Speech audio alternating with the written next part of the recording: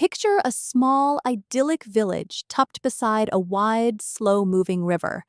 The morning light hits the local farm, wrapping the entire landscape in a quiet, golden warmth. At the edge of this farm sits a raised mud wall. Every single sunrise, two roosters named Benno and Flash climb to the top of that wall, throw their heads back, and crow in perfect ringing unison. They have done this since they first hatched from their shells.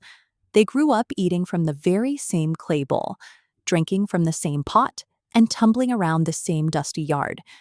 The village children clap at the sound of their morning call, and the old women smile, knowing the day is off to a good start.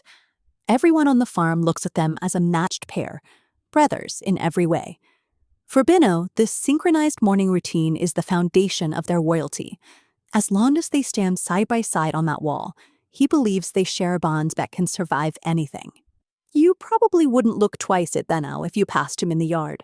He wears plain, warm brown feathers, but he is honest, he works hard, and he would gladly give away his last grain of food if someone else needed it.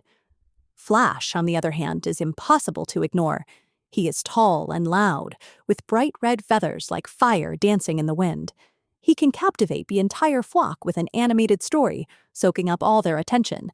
And Benno sits right there on the sidelines, beaming with pure pride for his charismatic friend. Life is easy right now.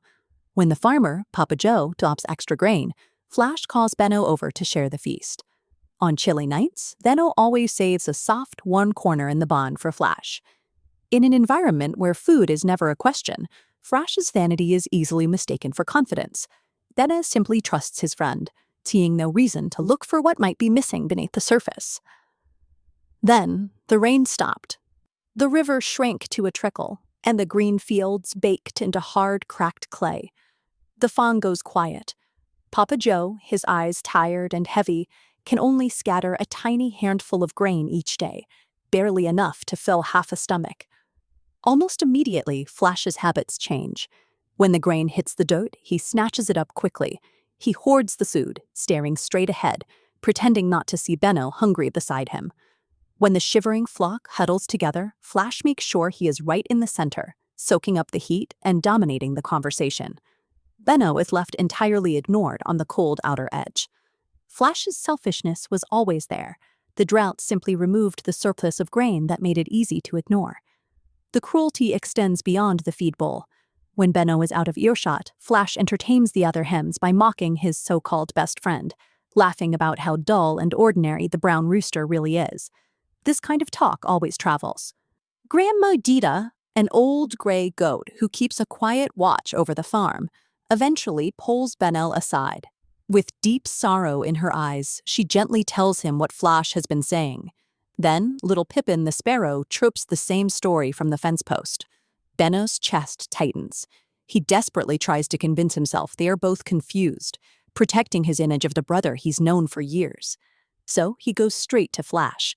Standing there with trembling shoulders, Benno looks him in the eye and asks softly if he has done something wrong, if there is some hurt he needs to apologize for. Flash stares at him for a long moment, lets out a cold, careless laugh, and tells Benno he is simply too sensitive. He never answers the question. He just turns around and walks away. The lack of food is a physical ache, but the real weight is the discovery that years of honesty were met with nothing but dismissal. He is left with the sudden, cold reality of a loyalty that was never returned. That evening, Benno finds himself sitting completely alone under the old mango tree. He finally lets himself grieve the fact that his closest companion never really existed at all. But sitting there in the dark, his mind starts to wander. He thinks about Papa Joe working the dry, dusty fields every morning without a single complaint.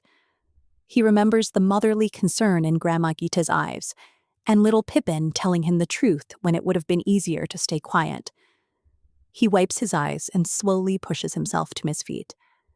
The heartbreak is still there, but something underneath settles into a calm, steady strength.